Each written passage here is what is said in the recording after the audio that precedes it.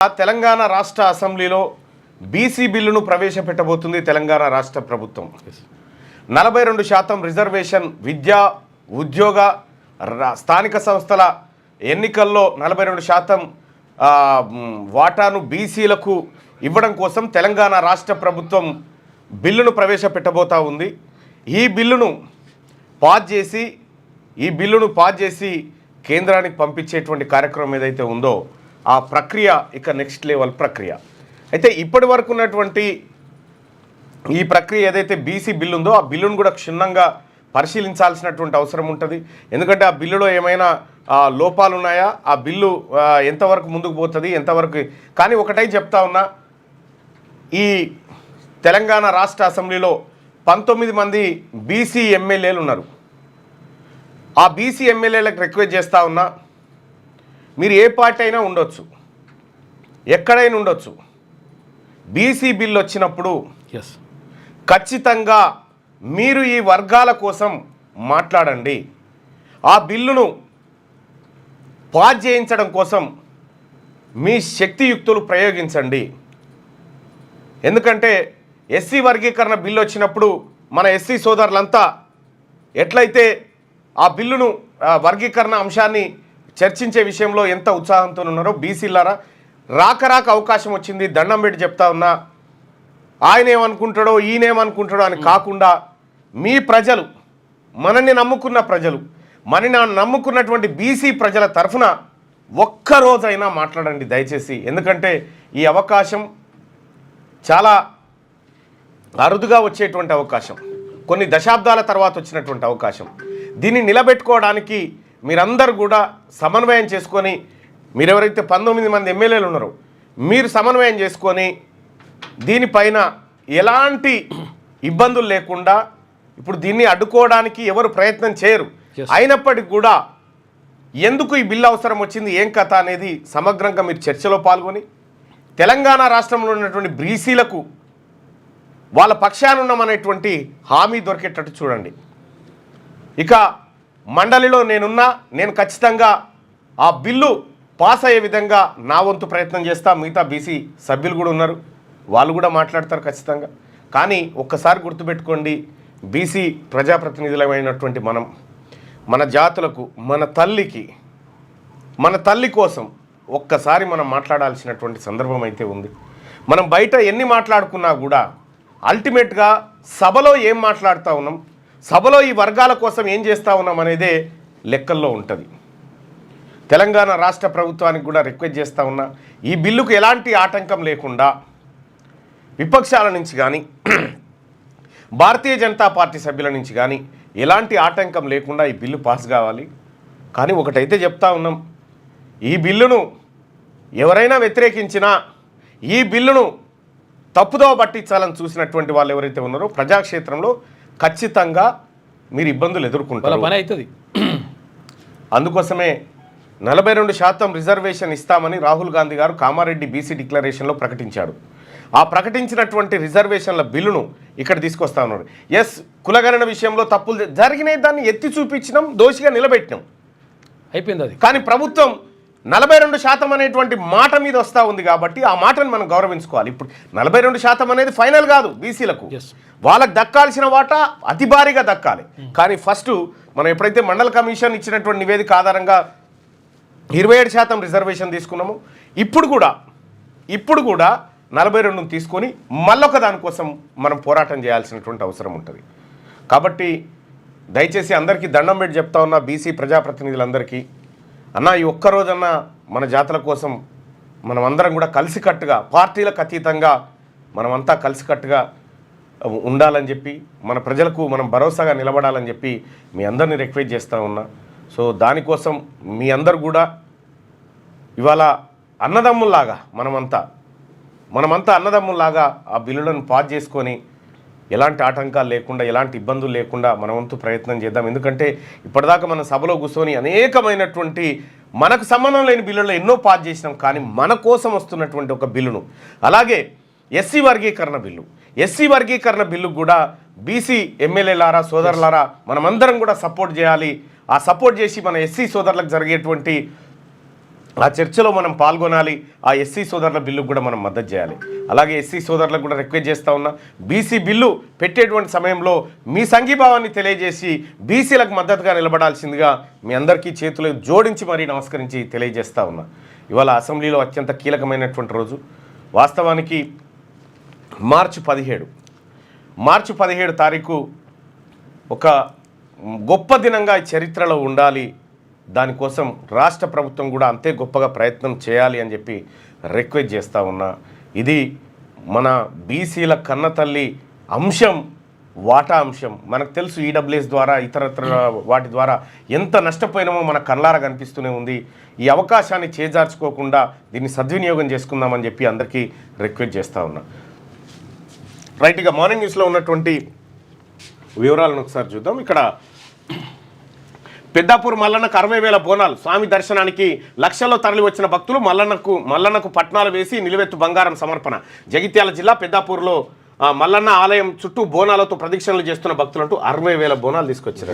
మామూలుగా ఉండదు, లెక్క ఇది భారీగా ఉంటుంది. ఇదేనా బోనం? ఇదే.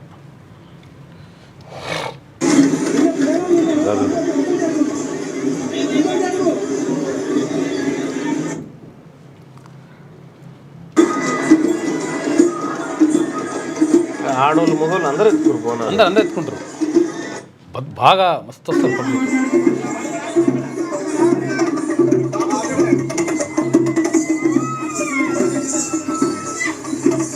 శివసత్తులు తర్వాత ఇవన్నీ ఉంటాయి.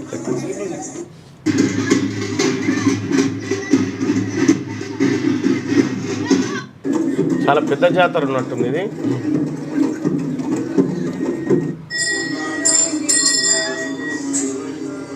కొమరెల్లి మల్లన్న లెక్క కానీ అక్కడ మల్లన్న జాతర, అది కూడా అక్కడ కూడా మల్లన్న జాతర. సో ఎంత నయనానందంగా ఉండేది చూడే, చూస్తూ ఉంటే. కానీ ఎక్కడ ఆగుతలేరు, అందరు బోనం ఎత్తుకొని కూడా మళ్ళీ ఫుల్. ఇక్కడ ఇసుకేస్తే రాలేదు, అట్లుంటుంది.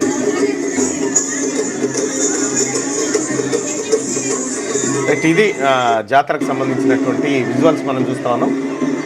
మల్లన్న జాతర పెద్దాపురకు సంబంధించినటువంటి 60,000 బోనాలను నిన్న ఒక్కరోజే సమర్పించడం జరిగిందంట. ఇక ఇండియా చెప్తే ప్రపంచం వింటది, మణిపూర్ మాత్రం వినది.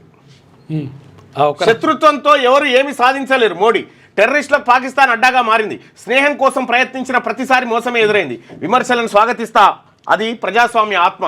నా బాల్యమంతా పేదరికంలోనే గడిచింది. ట్రంప్ ఎంతో ధైర్యవంతుడు, ముక్కుసూటి వ్యక్తి. చైనాతో అసమ్మతికి బదులు చర్చలకే మా ప్రాధాన్యం. అమెరికన్ పాడ్కాస్టర్ లెక్స్ ఫ్రీడ్మన్తో ప్రధాని.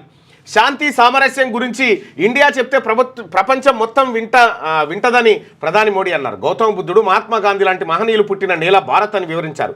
ఇండియా పాకిస్తాన్ మధ్య శాంతి స్థాపనకు ప్రయత్నించిన ప్రతిసారి శత్రుత్వం, మోసమే ఎదురైందని అన్నారు. ప్రజలంతా శాంతి కోరుకుంటున్నారని, హింసతో అందరూ అలసిపోయారని తెలిపారు. టెర్రరిస్టుల దాడుల్లో ఎంతో మంది అమాయక చిన్నారులు ప్రాణాలు కోల్పోయారన్నారు.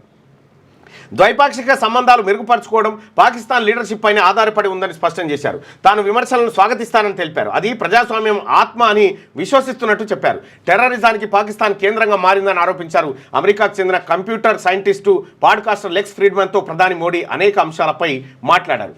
ఇండియా చెప్తే ప్రపంచమే వింటదని నిన్న నరేంద్ర మోడీ గారు ఆ పాడ్కాస్ట్లో చెప్పినటువంటి మాట. అయితే ఇండియా చెప్తే మణిపూర్లోనే మీ మాట చెల్తలేదు. మణిపూర్లోనే ఇప్పటి వరకు మనం హింసను చల్లార్చలేకపోయినాము. ఇక్కడ తమిళనాడులో ఏదైతే ద్విభాషా సిద్ధాంతాన్ని తీసుకొస్తా ఉన్నారో ఆ పంచాయతీ అట్లనే ఉంది. ఈ భారతదేశంలో డీలిమిటేషన్కి సంబంధించి దక్షిణ భారతదేశానికి అన్యాయం జరుగుతుందన్నటువంటి చర్చ అట్లనే ఉంది. అటు పంజాబ్లో, హర్యానాలో రైతుల పంచాయతీ అట్లాగే ఉంది. ఎక్కడ చూసినా మన దేశంలో ప్రజలే మన మాట వినకుంటా ఉన్నారు. ఇప్పుడు ప్రపంచం వింటదని చెప్పడం అంటే చాలా విచిత్రంగా ఉంది. ఇవాళ అసెంబ్లీలో బీసీ బిల్లు, ప్రభుత్వం అసెంబ్లీలో సోమవారం కీలక బిల్లు ప్రవేశపెట్టనుంది. బీసీలకు 42% రిజర్వేషన్లు, ఎస్సీ వర్గీకరణ బిల్లును సభలో ప్రవేశపెట్టనుంది. అయితే బీసీ రిజర్వేషన్లకు సంబంధించి 2 బిల్లులను వేరువేరుగా పెట్టనుంది. అయితే స్పెల్లింగ్ మిస్టేక్ పడ్డది, సంబంధించి అని పడ్డది. సంబంధించి స్పెల్లింగ్ మిస్టేక్ పడ్డది వెలుగు దినపత్రికలో. బీసీ రిజర్వేషన్లకు సంబంధించి 2 బిల్లులను వేరువేరుగా పెట్టనుంది ఇవాళ. అంటే అట్లే చదివితే అదేదో పొరపాటు జరిగి ఉంటుంది. నేడు అసెంబ్లీలో బీసీ బిల్లు ప్రవేశపెట్టబోతా ఉంది. మొట్టమొదటిసారిగా బీసీ ప్రజలారా, ఇవాళ మనం ఏదైతే సుదీర్ఘకాలం పాటు ఎదురు చూస్తూ ఉన్నామో ఆ అంశానికి ఒక్క మెట్టు మాత్రమే, ఒక్క మెట్టే. ఇవాల్టితో మనం పండుగలు చేసుకొని పాలాభిషేకాలు చేయాల్సింది కాదు, ఇంకా చాలా సమయం ఉంది. ఇది గట్టెక్కి 9th షెడ్యూల్ వరకు పోయేవారు. పార్లమెంట్కి వెళ్ళాలి, పార్లమెంట్ నుంచి 9th షెడ్యూల్లో పెట్టాలి, పెట్టిన తర్వాత అది ఓకే కావాలి. రెడ్డిగా కేసీఆర్ పాపాల భైరవుడు, రాష్ట్రాన్ని జలగలా పట్టి పీడించుడు. ఆయన తెలంగాణ జాతిపిత ఎట్లయితాడు? ప్రజల కోసం సర్వం దారపోసిన లక్ష్మణ బాపూజీనో జయశంకరో జాతిపిత అవుతారు. జయశంకర్ సారే జాతిపిత. ఎందుకంటే కొండా లక్ష్మణ్ బాపూజీ తక్కువేం కాదు. ఆయన త్యాగం, ఆయన పోరాటం, ఆయన ఆశయం అన్నీ కూడా జయశంకర్ సారు వీళ్ళందరూ కూడా సమవుజ్జులు వీళ్ళంతా. కాబట్టి జయశంకర్ సార్ కంప్లీట్గా తెలంగాణ రాష్ట్రం కోసం తన జీవితాన్ని, తన సర్వస్వం వదులుకొని దానికోసం చివరి శ్వాస వరకు పోరాడినటువంటి వ్యక్తి జయశంకర్ సార్. పెళ్లి కూడా చేసుకోలే. కొండా లక్ష్మణ్ బాపూజీ మంత్రి పదవిని ఇప్పుడు చెప్తా ఉంటాడు కోమటిరెడ్డి వెంకటరెడ్డి, మంత్రి పదవి నీకంటే ముందుగానే మంత్రి పదవి త్యాగం చేసిండు ఈయన. తొలి దశ తెలంగాణ ఉద్యమం కొండా లక్ష్మణ్ బాపూజీ మంత్రి పదవి రిజైన్ చేయగానే మళ్ళా రెడ్లు ఎత్తుకపోయారు అది ఆయన పదవిని. రైట్గా జనగామ సభలో సీఎం రేవంత్ రెడ్డి వ్యాఖ్యలు. కేసీఆర్ నోరు తెరిస్తే అబద్ధాలే, ధనిక రాష్ట్రాన్ని దివాలా తీయించిండు. ఆయన చేసిన అప్పులకు ఒక్క ఏడాదే రూపాయలు 1,53,000 కోట్లు కట్టినాం. 19-20 తేదీల్లో పాపాల చిట్టా విప్పుతా. ఇది ఇంటర్వెల్లే, అసలు కథ ముందుంది. అధికారం పోతే బయటకు ఎందుకు రాడు? 80,000 పుస్తకాలు చదివిన విజ్ఞాన గని, జనం కోసం ఆ విజ్ఞానం పంచొచ్చు కదా. ముఖం జల్లక పిల్లకాకులను ఉసగొలుపుతున్నారని విమర్శ. నోరు తెరిస్తే అబద్ధాలు చెప్పడమే కేసీఆర్ పని అని 10 ఏళ్లు తెలంగాణను జలగలా పట్టి పీడించారని సీఎం రేవంత్ రెడ్డి మండిపడ్డారు. ధనిక రాష్ట్రాన్ని అప్పు చెప్తే దివాలా తీయించారని, ఇప్పుడు ముఖం చెల్లక ఫామ్ హౌస్లో కూర్చొని బీఆర్ఎస్ ఎమ్మెల్యేలను ఉసుగొలుపుతున్నారని విమర్శించారు. హరీష్ రావు అంటాడు చంద్రశేఖరరావు తెలంగాణ జాతిపితనట. నోరు తెరిస్తే అబద్ధాలు చెప్పేటోడు, తెలంగాణ రాష్ట్రాన్ని దోచుకున్నోడు, 100 ఎకరాల్లో ఫామ్ హౌస్ను కట్టుకున్నోడు, అడ్డగోలుగా లక్షల కోట్లు సంపాదించుకున్నోడు, టీవీలు పేపర్లు పెట్టుకొని అబద్ధాలు ప్రచారం చేసినోడు ఎట్లయితాడు జాతిపిత? కేసీఆర్ జాతిపిత కాదు, పాపాల భైరవుడు అని వ్యాఖ్యానించారు. తెలంగాణ కోసం సర్వం దారపోసి కొట్లాడిన కొండా లక్ష్మణ్ బాపూజీనో ప్రొఫెసర్ జయశంకరో తెలంగాణ జాతిపిత అవుతారు కానీ తెలంగాణను జలగలా పట్టి పీడించిన జనం రక్తం తాగిన కేసీఆర్ ఏనాటికి కాలేరని ఆయన పేర్కొన్నారు. జనగామ జిల్లా స్టేషన్ గన్పూర్ శివారు శివునిపల్లి వద్ద ఆదివారం జరిగిన భారీ బహిరంగ సభలో సీఎం రేవంత్ రెడ్డి పాల్గొన్నారు. 800 కోట్ల పైచీలకు అభివృద్ధి పనులకు శంకుస్థాపనలు చేశారు. అనంతరం ఆయన మాట్లాడారు. అధికారం పోతే బయటకు ఎందుకు రారని, బయటకు రానప్పుడు ప్రతిపక్ష హోదా ఎందుకని, 58 లక్షల జీతం ఎందుకని కేసీఆర్ను ప్రశ్నించారు. ఎమ్మెల్యేగా ప్రతిపక్ష నేతగా 15 నెలల్లో కేసీఆర్ 58 లక్షల జీతభత్యాలు తీసుకున్నాడు. బయటకు రానోడు, అసెంబ్లీకి రానోడు, ఎందుకు ఆ జీతం? దీనిపై ప్రజలు ఆలోచించాలి.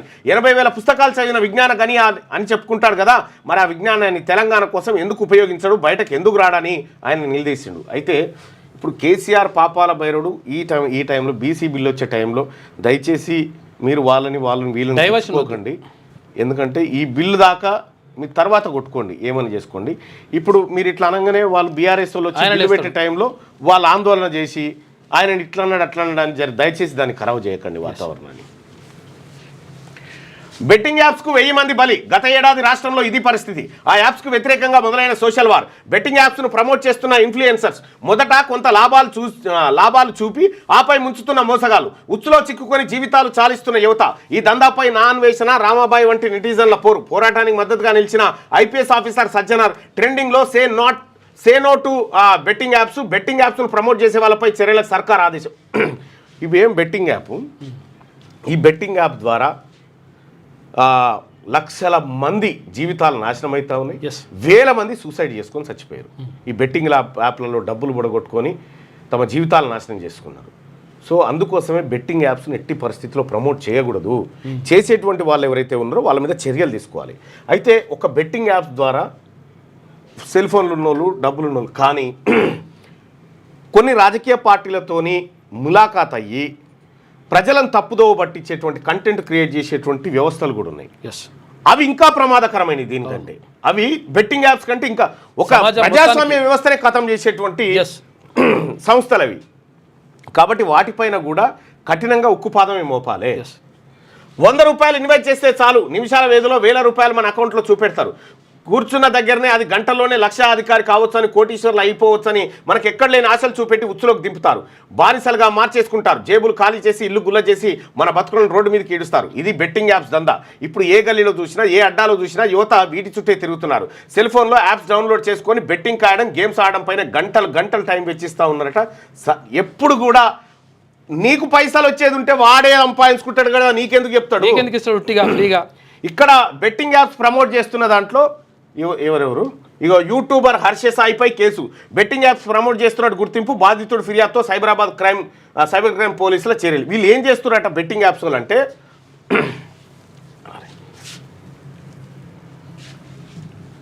బెట్టింగ్ యాప్స్ ప్రమోట్ చేయడం ద్వారా ఇప్పుడు క్యూ న్యూస్ ఉంది, క్యూ న్యూస్కి కొన్ని మిలియన్ల సబ్స్క్రైబర్స్ ఉన్నారు.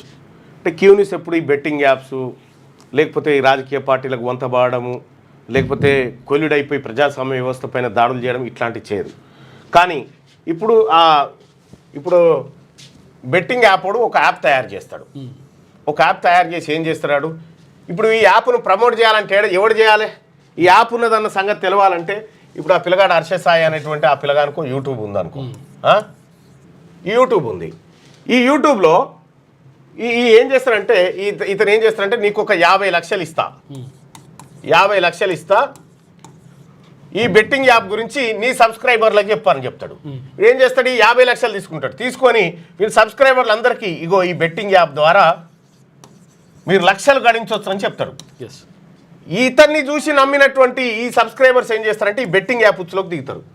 దిగి 50 లక్షలు పెట్టింది కదా, ఇందులో దాదాపు ఒక 1000 మంది రియాక్ట్ అయినా కూడా 1000 మంది రియాక్ట్ అయ్యి తలా 10 లక్షలు పడగొట్టుకురు అనుకో, 10 కోట్ల రూపాయలు కథమైతే. తలా 1 లక్ష పడగొట్టుకున్నా 10 కోట్లు, 10 కోట్లు అంటే వీడు 50 లక్షలు పెట్టి 10 కోట్లు సంపాదించి అవతల పడతాడు. ఇక ఈ పైసలు పోయిన వాళ్ళంతా ఇందులో దాదాపు 20% మంది సూసైడ్ చేసుకొని చచ్చిపోతారు.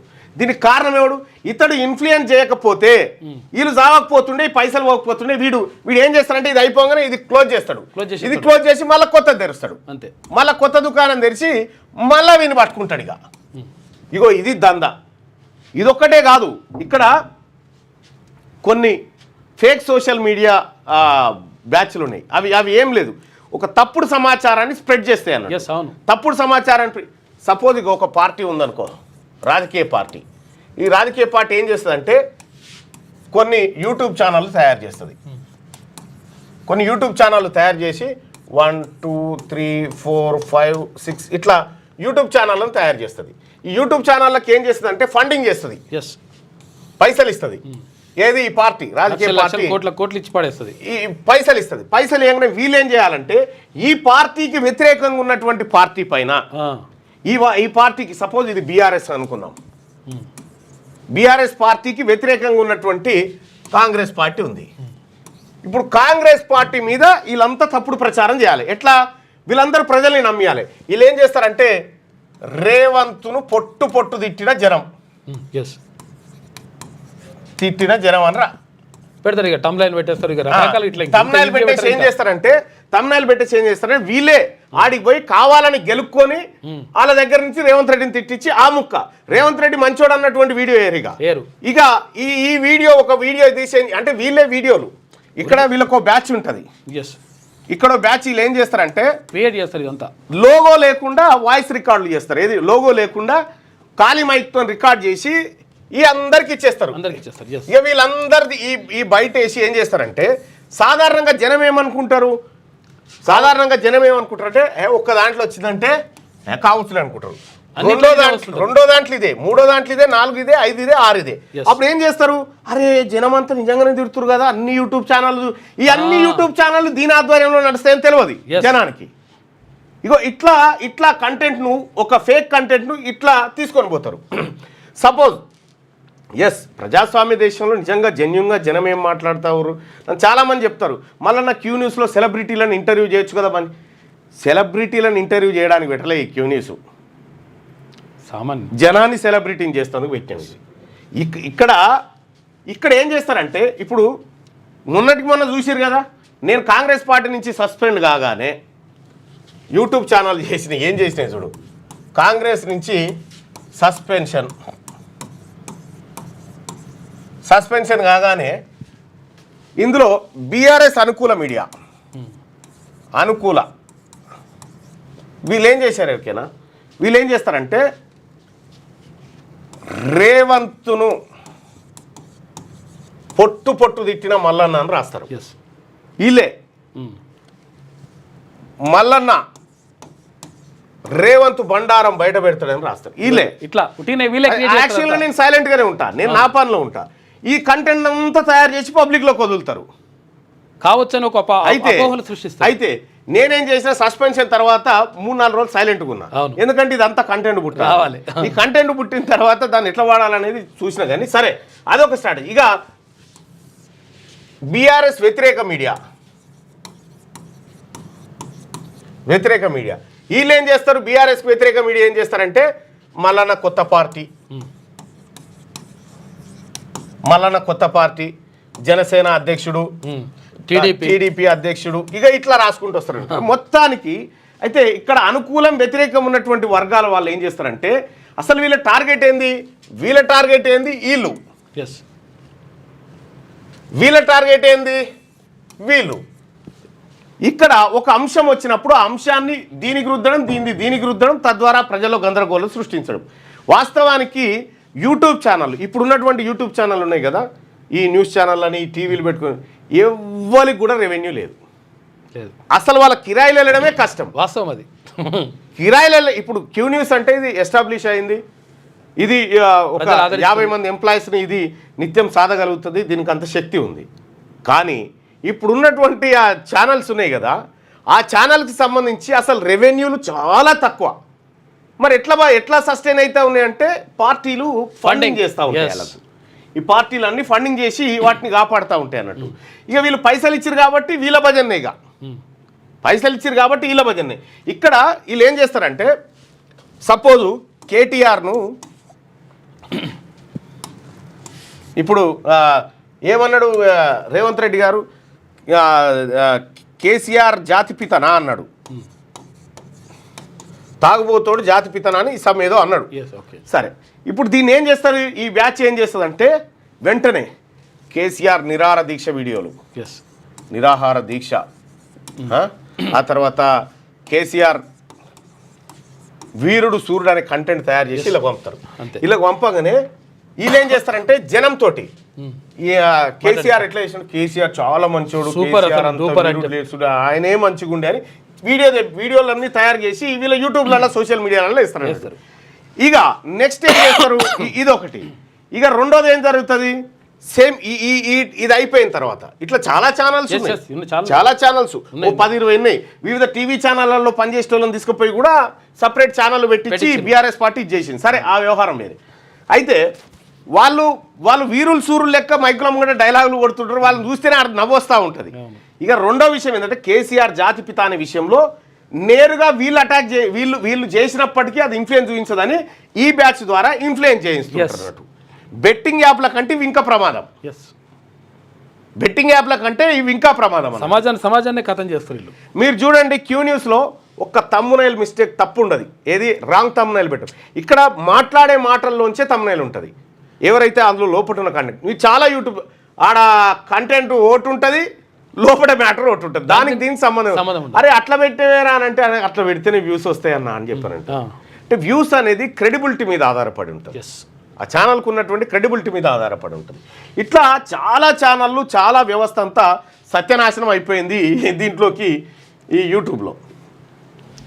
ఇక వీళ్ళే కాదు చాలామంది కూడా ఈ బెట్టింగ్ యాప్ను ప్రమోట్ చేస్తా ఉన్నారు. బెట్టింగ్ యాప్ ప్రమోట్ చేసేటువంటి వాళ్ళ మీద కఠిన చట్టం తీసుకురావాలా.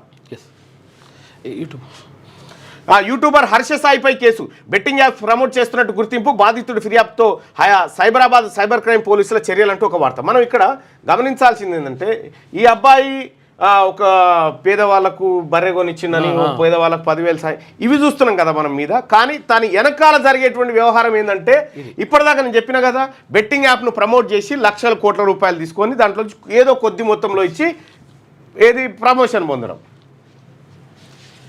ఇక నైట్ క్లబ్ లో మంటలు మళ్ళీ ఈ అబ్బాయి చూడండి, ఈ అబ్బాయి ఎవరికన్నా హెల్ప్ చేసే కాడ అంటే మీరు అతని నాలెడ్జ్ చూడండి సార్, మీరు గమనించారో లేదు, ఈ అబ్బాయి ఎవరికైనా హెల్ప్ చేసే కాడ అన్ని 100 రూపీస్ నోట్సే ఉంటాయి చూడండి, కంప్లీట్గా 100 రూపీస్, అన్ని 100 రూపీస్ నోట్సే ఉంటాయి. అతన్ని తెలివేంది, అది మంచిగా కనిపించాలి, పెద్దగా కనిపించాలి, అమ్మ అన్ని ఇచ్చింది అనేటువంటి అట్మాస్ఫియర్ క్రియేట్ చేసి. వాస్తవానికి 500 రూపాయలు ఉంటుంది అనుకో, ఇప్పుడు 10,000 కావాలంటే ఒక నోట్లు ఇస్తే అయిపోయాయి, అదైతే బండలు ఇవ్వాల్సి వస్తుంది. అంటే ఇట్లా బహుశా చిల్లరంతా పిల్లగాని దగ్గర పెట్టుకొని తిరిగేటట్టు, అంటే అక్కడ ఆ బుర్రను వాడతాడు అన్నట్టు. మనం ఆ తెలవక ఆ యాంగిల్లోకి వెళ్ళిపోతూ ఉంటాం. నేను నిన్న ఒకటి చూసిన, అంటే చీటర్స్ ఎట్లా ఉంటారు అనేది, అది మీకు ఎగ్జాంపుల్ చెప్తాను. నిన్న నేను చూసినటువంటి ఒక వీడియోలో చెప్తా. ఒక ఆయన, ఇప్పుడు నువ్వు ఏదో డ్యూటీ చేస్తా ఉన్నావు, నువ్వు ఏదో డ్యూటీ చేసుకుంటూ ఒక గల్లీలోంచి నడిచిపోతా ఉన్నావు. ఇంకొక ఆయన వచ్చి నీ పక్కకు, ఆయన కూడా ఏదో ఆఫీసర్ లెక్క ఏదో జాబ్ చేస్తున్నట్టుగా ఏం పేరు ఏం కథ అని మాట్లాడుకుంటూ ఆ గల్లీ ఎంపడో పోతుంటే ఒక ఆయన ఏం చేస్తాడంటే ఆడ తాగి పడిపోయి ఉంటాడు. తాగి పడిపోయి ఉంటాడు.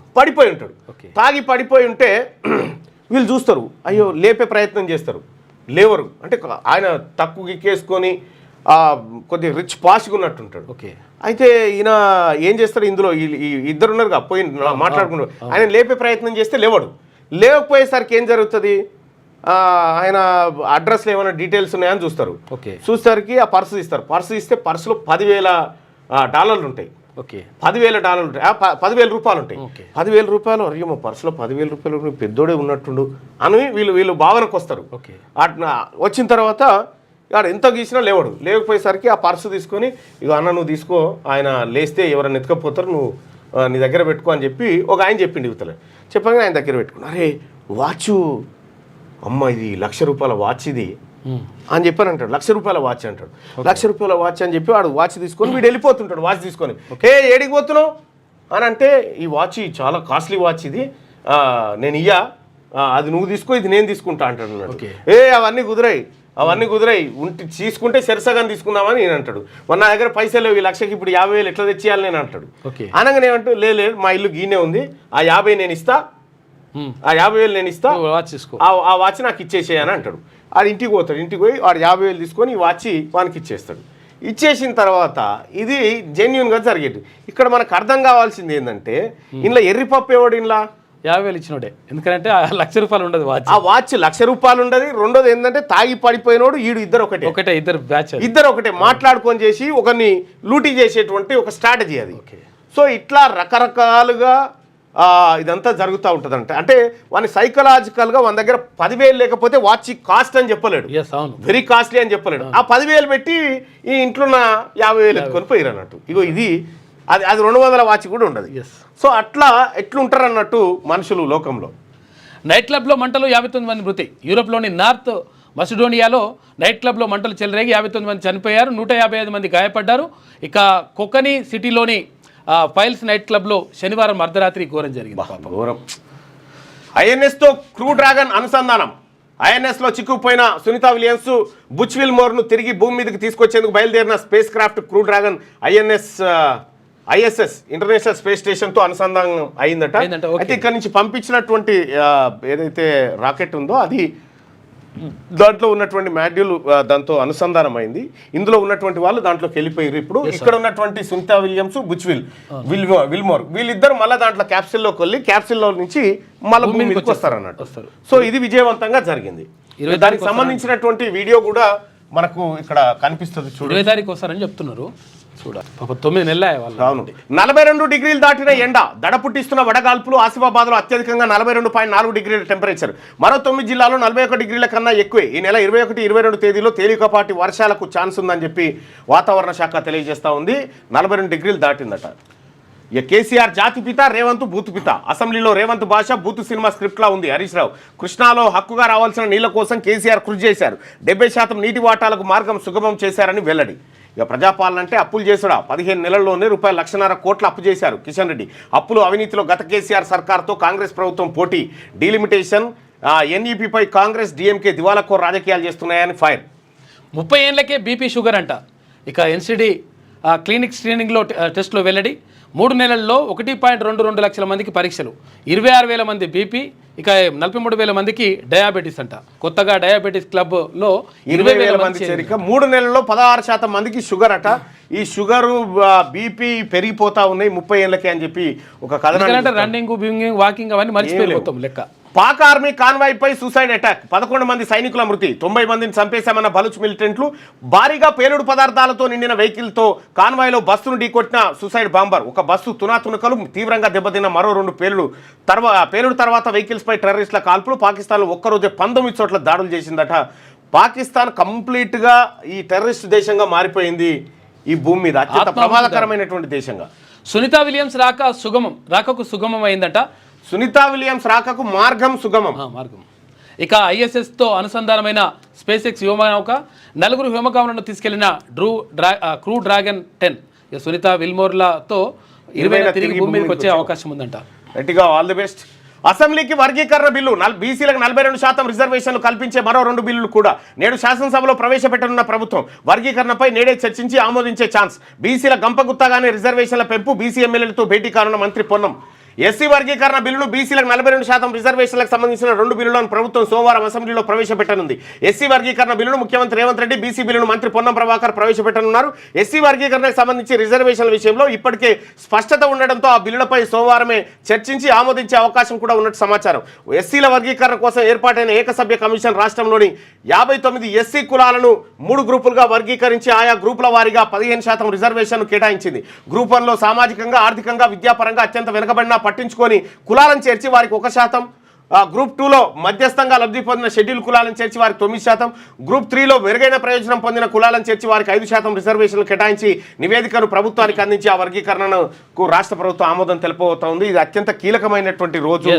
బీసీలు, ఎస్సీలు అందరూ కూడా ఈ రిజర్వేషన్ల ఫలాలు సంపూర్ణంగా పొందేటువంటి రోజు మరింత ముందున్నప్పటికీ ఇప్పుడు తాత్కాలికంగానైతే ఇదైతే మంచి రోజు. బీసీలకు స్థానిక సంస్థల్లో, తర్వాత ఉద్యోగాల్లో కూడా.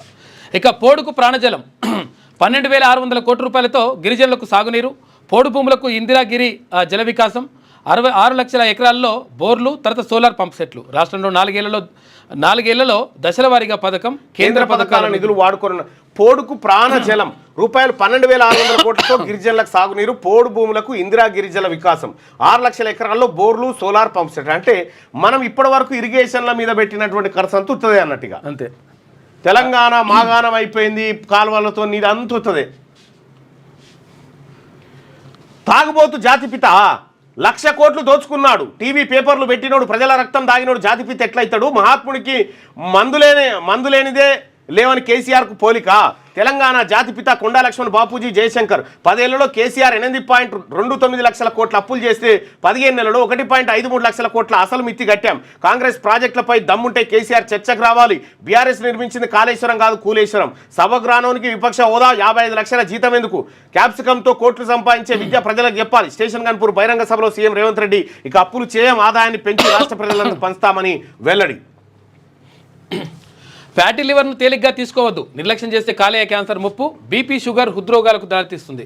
శారీరక శ్రమ లేకపోవడం, ఇక ప్రాసెస్డ్ ఆహారం జన్యు కారణాలతోనే వచ్చే ప్రమాదం. పెద్దగా ఖర్చు లేకుండా ఏఐ ద్వారా దీన్ని గుర్తించే విధానాన్ని మేము అభివృద్ధి చేశాం. 10 ఏళ్ల తర్వాత వచ్చే ఆరోగ్య సమస్యలను జన్యు పరీక్ష ద్వారా గుర్తించే పరిజ్ఞానం, సెల్ డొనేషన్, జన్యు మార్పిడి, జంతువులతో సులువు కానున్న అవయవ మార్పిడి, రక్తపోటు, మధుమేహం, కుంగుబాటు వంటి వాటికి మలం క్యాప్సుల్తో వైద్యం వచ్చే 2-3 ఏళ్లలో విప్లవాత్మకమైన. ఇక్కడ ఈ వైద్య విధానంలో కూడా ఎంత పెద్ద డ్రామా ఉంటుందంటే,